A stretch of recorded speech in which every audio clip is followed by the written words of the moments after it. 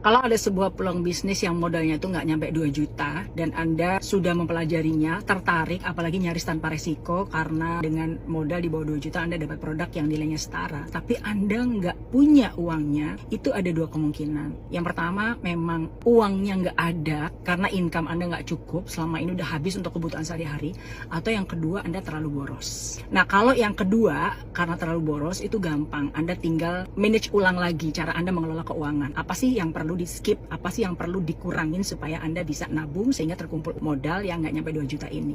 Tapi kalau ternyata Anda udah ngirit sedemikian rupa dan ternyata nggak ada sisa sama sekali, ya berarti memang Anda harus nambah income. Masalahnya, bagaimana Anda bisa nambah income kalau ada peluang bisnis yang modalnya nggak nyampe 2 juta aja, Anda itu nggak punya modalnya.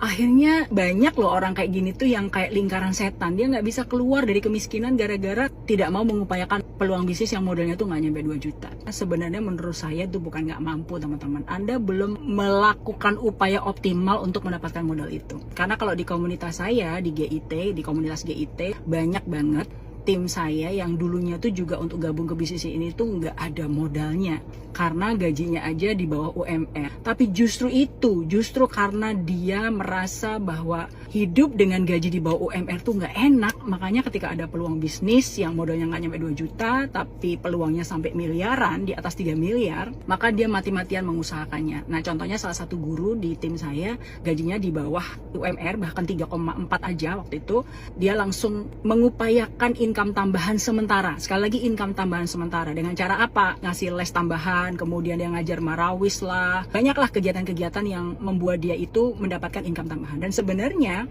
untuk mendapatkan modal di bawah 2 juta itu masih lebih mudah dibandingkan Anda ikutan bisnis atau Anda bikin bisnis sendiri yang modalnya itu pasti di atas 10 atau bahkan 50 juta.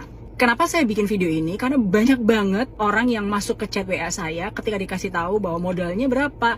Modalnya nggak nyampe 2 juta kok. Itu rata-rata tuh mundur. Wah, saya nggak ada uangnya. Dari mana uang segitu? Saya pikir nggak pakai modal. Nah, itu adalah hal-hal yang menurut saya membuat Anda akan stay di situ-situ aja, teman-teman. Kalau misalnya modalnya nggak sampai 2 juta, itu sebenarnya cukup mudah buat Anda itu untuk mengupayakannya. Entah gimana caranya. Yang ibu-ibu bisa cari tambahan dengan bikin masakan, bikin kue, atau jualan barangnya temen.